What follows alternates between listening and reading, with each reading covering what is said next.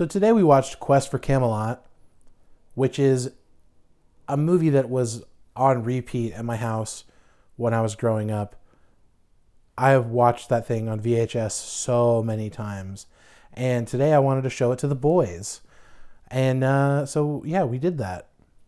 What'd you guys think? Just brief, just like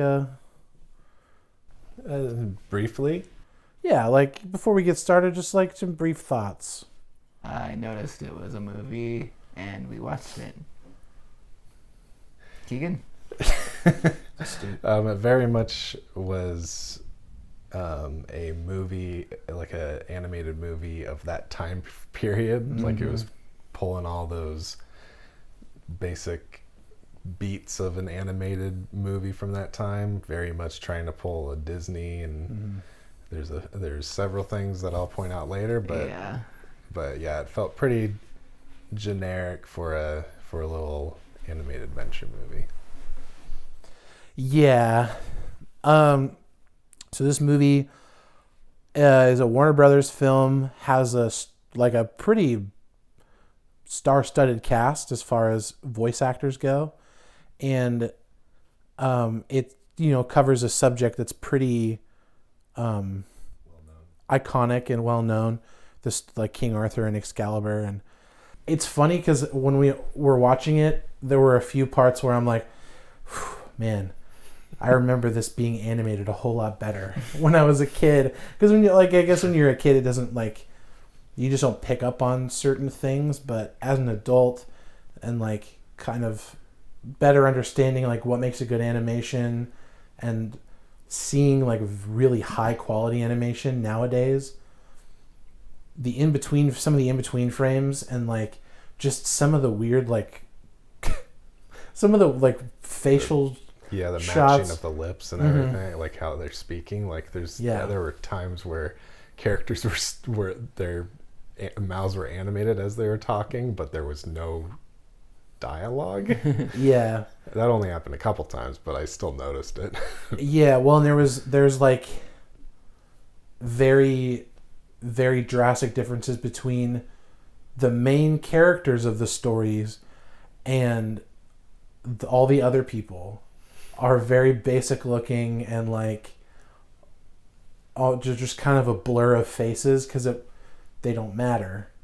But with Kaylee and Garrett and all of them, they have detail in their face and in their clothes and all that kind of stuff. So I guess why waste animating detail on characters that you're only going to see for 5 seconds? Yeah, I would say the only parts that I enjoyed with the specific animation were the designs of the forest monsters and stuff. Yeah, for the most part. The bad guy minions were pretty good, I thought. I liked them, the design of them. Yeah, I liked that they had they're kind of their own thing. They have sort of their own weapons. Yeah. Not personalities, but just their own look. Yeah. It's not something you really see in other movies. Something that was an original, I thought. Yeah. Is there any highlights that you guys were into, certain moments or certain themes? There were a couple good songs, I guess. Yeah, the prayer song or whatever. I've heard that song. I've never seen this before, but I was familiar with the song. Yeah, so Celine Dion does the song The Prayer. She's done it with a couple different people. She's done it with Andrea Bocelli and Josh Groban, performing it live. I don't know if it was written for this movie or they just licensed that song. I think it was, if I remember hearing correctly. Which is pretty funny, considering I feel the fanfare or the popularity of this song definitely went way past this movie. Transcended what this movie was. That's a great word. Transcended. It transcended this movie well beyond the confines of this small cartoon. Because otherwise, there's I think maybe I Stand Alone is okay, and then the rest of the songs are just forgettable. Yeah. Yeah. Well, I mean, yeah. Because there's the the conjoined dragon song where they're like basically trying to do a Friend Like Me sort of song where it's making a bunch of references and it's like not working. And then, I mean, those characters themselves we can get into, but yeah. I like the song in the beginning, like with the knights around the table. where the knights are singing, "United we stand, now and forever." It's just like it's a good bro song. All your bros around in the round table, just broing it up, being knights and fighting for justice and truth. There was something about that song though that reminded me of like the opening of it, at least, was like trying to be like Lion King, where it was like doing the rhythmic like na na na na na na na na na na, like, and I was like, this sounds kind of weird, like this doesn't really fit, like, and like the rest of the song happens and I'm like, it didn't really fit that first part.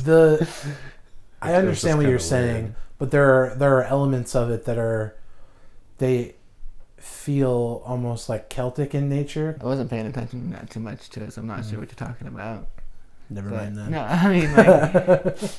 I like that Excalibur is like a magic sword, too. I know it is, like, in some of the myths, but, like, having it being, like, overtly magical, like when Arthur holds up his sword when Ruber, like, goes to strike him, he, like, bounces back from, like, the magic of the sword. I wasn't paying attention not too much to it, so I'm not sure what you're talking about. Just a random aside, the part when she like first goes into the forest, or no, not in the forest, when they first walk into the like dragon lair and there's a bunch of eggs and stuff, and she like steps into one of the eggs, it made me think of Cadbury cream eggs, and I was like, that sounds good. And Easter came and went, and I didn't get enough of those damn eggs. And that's all I thought about during that part. I was thinking about how that's obviously, like, she's killing one of the children, so the dragon should be angry. That's what I was thinking about. Yeah. If it was fertilized. Oh, that's true. I don't know. Yeah, it didn't seem fertilized. Okay. It seemed like a Cadbury cream egg. Just seemed like some goop, you know? That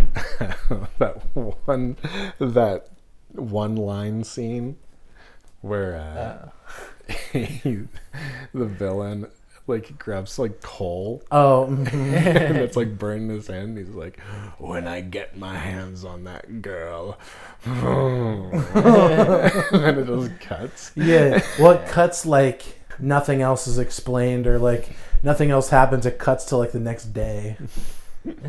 Yeah, there's just stuff like that that's throughout the movie where I'm like, what? I was gonna talk about the main bad guy.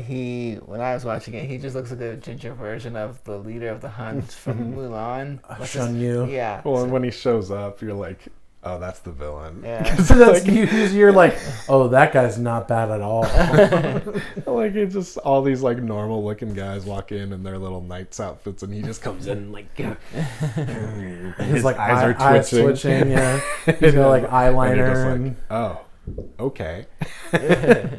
No nuance in him at all. It's very quick that he's just like, oh, he's a handful. He's a handful at the table.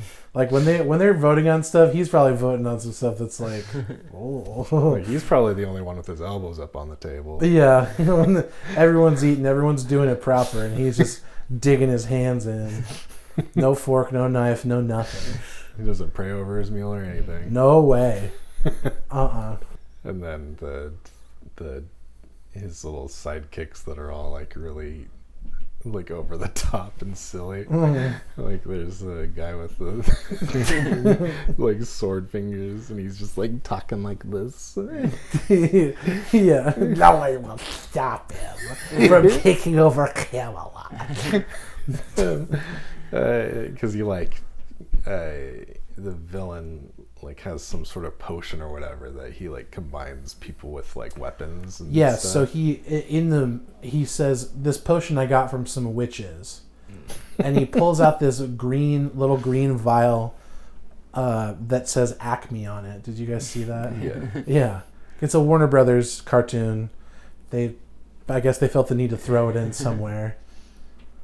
But like he does it first to a chicken, and then that chicken becomes a villain comedic relief character, Yeah. voiced by Urkel himself. Yeah, Jaleel White. Yeah. Which we've had on the show before, and he also had to do with a chicken in that movie, in yeah. Big Fat Liar. Yeah, his he did. partner in his police movie or whatever was a chicken. Yeah. What's he like about chickens? Chicken's his favorite? And then we have the good guy comic relief, which is the two-headed dragon voiced by Don Rickles and Eric Idle. Both very funny guys. But not today. But in this movie, they leave a little to be desired. Yeah. I think the script definitely can make or break a character. Yeah, it's almost like they like almost tried to be like, hey, do what Robin Williams did and just like throw out anything in the voice acting booth. Yeah, I want to say this was like 96 or 97, something like that. I think it said 98, but okay, well, yeah. 98. But yeah, it's well after all those. Well, they even make a reference to Lion King too at one point. The first Lion King, not Lion King 2. Lion King as well. Yeah. 1.5. and so like it just doesn't work, and there's like a bunch of movie references that are just like that just come out of nowhere. Like Robin Williams, they make references that are like they're real world references. They're references that are like they don't fit the sort of the world or like the time.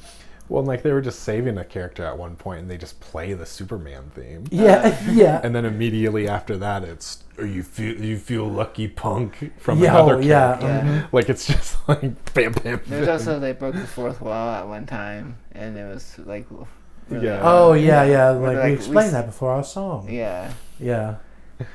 It just didn't work. It wasn't as charming as the Robin Williams or anything. Let me tell you, dude, it was hilarious when I was a kid. Dude, I used to rewind the part where they turned into Sonny and Cher multiple times when I watched it. Do you know who Sonny and Cher were? Yeah. Okay. My mom really loved Sonny and Cher. Okay. Shout out to Chris's mom. Shout out to my mom. Thanks for wrapping my present one time. Oh yeah. Never let me live that down ever. I will say one thing I did really like about the movie was how they defeated the villain. Yes. Because like he's like using the potion to get Excalibur like stuck on his hand. Yeah, which just is like melded to his body. That's a clever way for him to like keep it on him. So like the setup for that was a little like kind of cheesy, but then like if it meant for that to be like how he like keeps Excalibur, that's kind of cool. Like that's kind of neat. And then them using something they learned before in the movie to then trick him into stabbing the stone so that it gets stuck in the stone again. Like I thought that was kind of cool. That was like using something about the mythology to like your advantage and like coming up with something a little clever to do. And I liked that part of it. Well, and I like that. I guess like the pure magic of Excalibur, like expelled him like from the sword. Yeah. And like changed all all of his henchmen back and the chicken. And they thank God. split the dragon for a bit, and then they got back together, which was kind of confusing. Yes. Well, they now you they didn't like themselves. Yeah, you didn't realize that they know now how to work together, so they don't want to be apart. I know, but like then why spread them apart for that? Because then they can choose. Part of their curse was that they were stuck together. Sure. But now they don't see it as a curse. No, they were stuck together because their parents were cousins. Yes. That's what they said. Yeah, it's in the when they come out of the egg that they're hiding. There was in, a lot of this movie that I missed. They said, "We're the reason why cousins shouldn't marry." Yeah. I don't remember. I don't know if that meant that their parents were cousins or that it was just a funny Then why way did it to split say them apart? Yeah. That's what I was asking. And then they got back together. Because then it's like, oh, well, now we have a choice. But they didn't choose. They just got went back together. No, they looked at each other. They were just a product of incest. Then they looked at each other, and then they like conjoined back together. So that's a choice? Yeah, they jumped into each other. We can conjoin. Oh, hey. Here, let me do something. Oh, okay. No, don't touch me. I'd love to get see my shirt. Okay. What was that?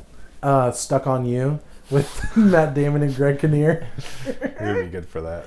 Yeah, that'd be hilarious. I'd love to see that between you two.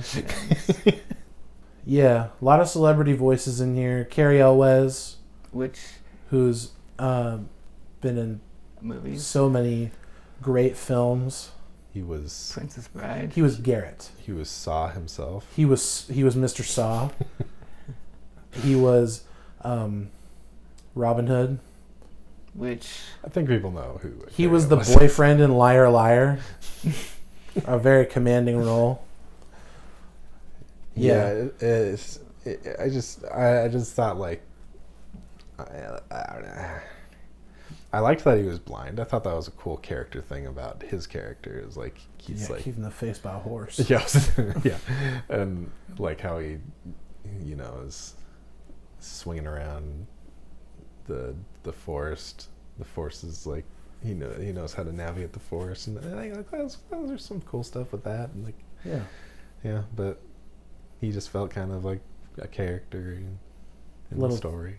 Just a little basic. Yeah, nobody really stood out to me in the story in terms of character wise, and like there's just like funny moments where characters make decisions just on the fly. Like when she's taking the sword back, and then she just goes, "I gotta go help him," and then instantly gets captured. Yeah. Yeah. Yeah, I don't know. It's just like, it's just put on for the kids sort of thing. Like they'd have fun with it. I really like Ruber, the villain, who's voiced by Gary Oldman. I think he's a pretty eccentric villain as far as like medieval whatever fantasy villains go. I just thought the sword in the hand was the cool thing about him, and he just felt a little generic to me. That's all. Yeah, well, and I have nostalgia for this movie, but there's definitely things in this that I'm like, ooh, like the trolls. Yeah, you want to talk about that? He's an ogre. The ogres are. The ogres. I do like the ogre. I liked the I guess they're kind of like tree ants in a way. The little mini ones, or the ones with the hands. Yeah, the hands. The hands are cool because they've got like the thorns on their knuckles, and like they're really just like barbed looking and cool. But that ogre. that ogre was pretty like interesting. Clipping within himself. Yeah. When they like animated him. Mm-hmm. Well, I wonder why they chose that. I don't like. What? Just the early days of CGI. Yeah. Yeah. That's the thing with this movie is that anytime they tried to do like the 3D CGI sort of thing, it like really stood out and looked bad. Yeah. It's not like in like the Disney movies at the time that were doing that.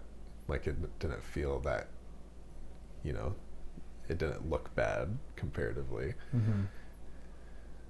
So ratings. What would you guys rate this? I don't have any nostalgia for this movie.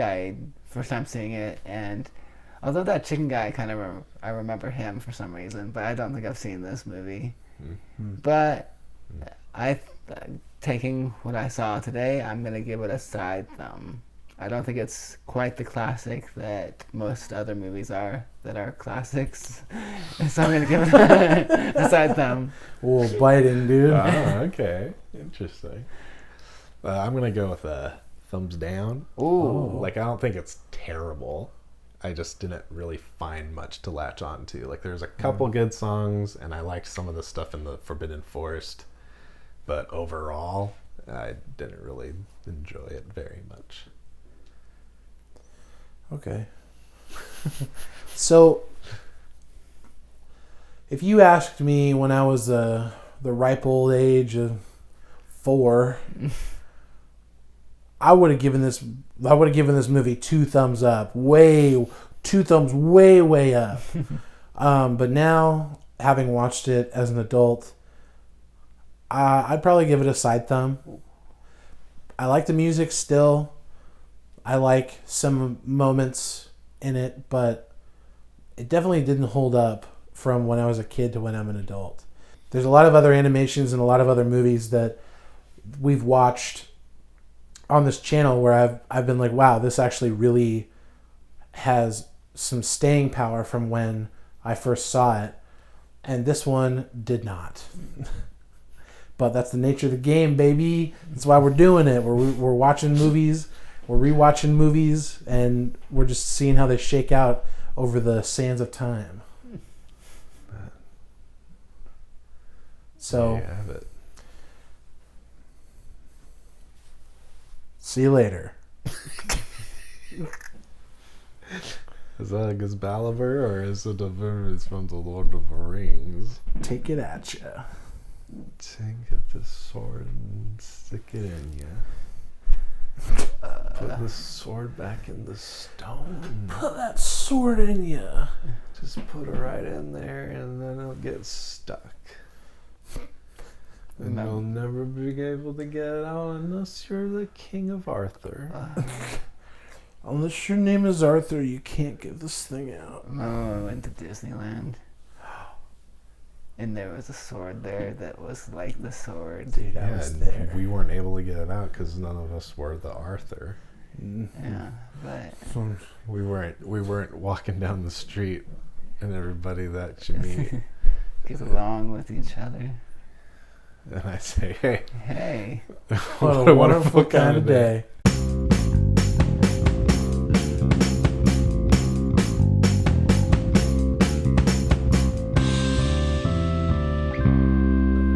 DW.